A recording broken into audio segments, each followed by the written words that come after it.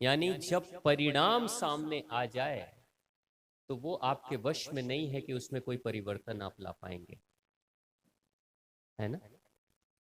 चीन की एक बड़ी विचित्र घटना घटी थी। माओ नाम का एक राजनेता आया था।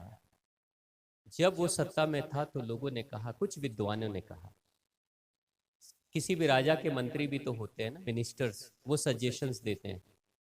आकर कहता है कि ये जो हमारे देश में चिड़ियाएं हैं ना, गौरैया, गौरैया चिड़िया होती है ना, गौरैया चिड़िया बहुत अनाज खाती है।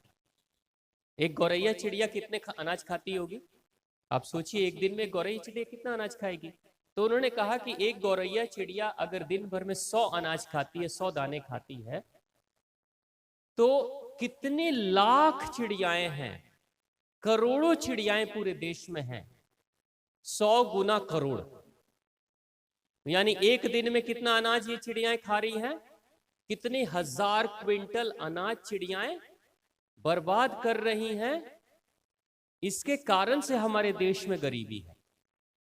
हाँ, आप देखो कैसे, मतलब ये आज के आधुनिक युग की बात है ना, कोई पौराणिक कथा नहीं है, आधुनिक युग की बात है कि लोग कैसे कैसे सोचते हैं कि इतनी चिड़ियाएं हैं, इतना अनाज रोज खाती हैं, तो एक साल में कितने हजार क्विंटल खा जाती हैं, और ये अनाज बच जाता तो फिर हम सबों को, मनुष्य को ज्यादा अनाज मिलता और हम ज्यादा अमीर हो जाते, होते ना। अब उस राजा को, उस सत्ताधारी को इन लोगों ने सजेशन दिया, तो वो कहता फिर क्या करें, अगर ये चिड़ियाएं नहीं रहेंगी ना तो अनाज बच जाएगा, फिर क्या करें, मार डालो चिड़ियाओं को, मार डालो। अब चिड़ियाओं को मारने के लिए अब उसने आदेश कर दिया, चिड़ियाओं को मारो, कोई मार ही नहीं रहा था। अब लोग कहते थे भाई इतनी प्यारी प्यारी छोटी छोटी चिड़ियाएं होती हैं, क्यों मारना, मासूम चिड़ियाएं, क्योंकि सब लोग कट्टर तो होते नहीं है, सब लोगों के अंदर नफरत तो होता नहीं है। तो उसने कहा कि क्यों मारना। तब क्या कहता है, अनाउंसमेंट करता है वो, कि जो चिड़िया मार कर लाएगा, जितनी चिड़िया मार कर लाएगा उसके अनुसार से उसको उतने पैसे दिए जाएंगे। अब गरीब जो लोग थे वो तुरंत से दूसरे दिन चिड़िया मारना शुरू कर दिए। अब चिड़िया कैसे मार रहे थे, अब गौरैया को कोई कैसे मारेगा, गौरैया तो उड़ जाएगी, कैसे मारेगा, कोई दौड़ा के भी नहीं मार सकता, पत्थर से भी नहीं मार सकता। तो ये बड़े बड़े ड्राम, बड़े बड़े ड्राम, कनस्तर, टीना पीटना शुरू कर देते थे। जहां चिड़िया बैठती थी, जिस पेड़ के नीचे जाते थे, और उस पेड़ के ऊपर चिड़िया बैठी है, नीचे पहुंच के ड्राम बजा रहे हैं, तो चिड़िया डर के बैठेगी या उड़ेगी, उड़ेगी। यानी कि चारों तरफ पूरे चीन में कनस्तर ड्राम बजाना शुरू कर दिया लोगों ने। चिड़ियाएं उड़ते गई, उड़ते गई, एक पेड़ से दूसरे, दूसरे से तीसरे, बैठने ही नहीं दिया उसको। अंत में उसकी भी तो स्टेमिना है ना, हवाई जहाज भी उड़ेगा तो फ्यूल चाहिए, उसकी भी कैपेसिटी है। इंटरनेशनल फ्लाइट भी है तो 16 घंटे 17 घंटे के बाद उसको उतरना है, रिफ्यूल करना है। बहुत होगा तो 24 घंटे उड़ सकता है। अगर डोमेस्टिक प्लेन है तो हो सकता है 2 घंटे के बाद उसको जमीन पर उतरना पड़ेगा, रिचार्ज करना होगा, रिफ्यूल करना होगा, फिर से तेल लेना होगा। ठीक है, अब बेचारी चिड़ियाएं थक थक कर उड़ते उड़ते जमीन पे गिरने लगी। ये उसको मारने लगे और एक एक चिड़ियाओं की गिनती करा करा कर पैसे लेने लगे। चीन का इतिहास कहता है कि पहले ही दिन में 2 लाख चिड़ियाओं को, गौरैया चिड़ियाओं को लोगों ने मार डाला, पहले एक दिन के अंदर 2 लाख। और ये सिलसिला चला महीनों तक, करोड़ों करोड़ चिड़ियाएं मारी गई। बड़े बड़े कतार, बड़ी बड़ी टापू जैसे चिड़ियाओं की लाशें पड़ी रहती थी। सारी चिड़िया लगभग मर गई, चीन में चिड़ियाएं नहीं दिखाई देने लगी। उसके बाद जिन्होंने योजनाएं बनाई थी वो कहते हैं बस अब हमारा अनाज बचेगा और अब हम माला माल हो जाएंगे, अब हम अमीर हो जाएंगे, क्योंकि चिड़ियाएं अनाज खाने के लिए नहीं है। लेकिन भगवान की भी तो कुछ लीला है ना, प्रकृति के भी तो कुछ नियम है ना। उसी साल पैदावार तो अच्छी हो रही थी, जब फसलें तैयार होने वाली थी उसी समय टिड्डों का हमला हुआ।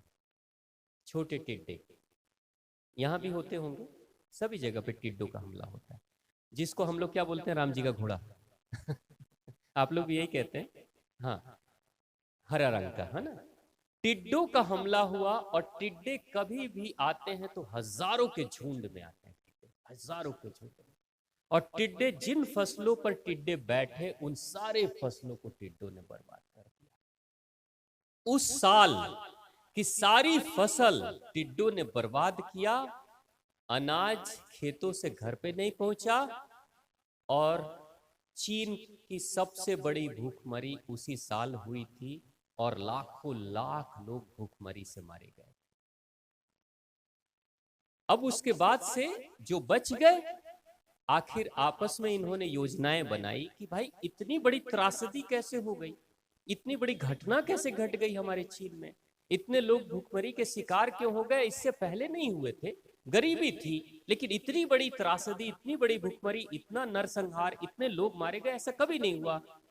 तब जाकर जो विश्लेषण हुआ, उस विश्लेषण में ये पता चला कि टिड्डों का हमला तो हर साल होता था, लेकिन गौरैया इनको कंट्रोल करती थी।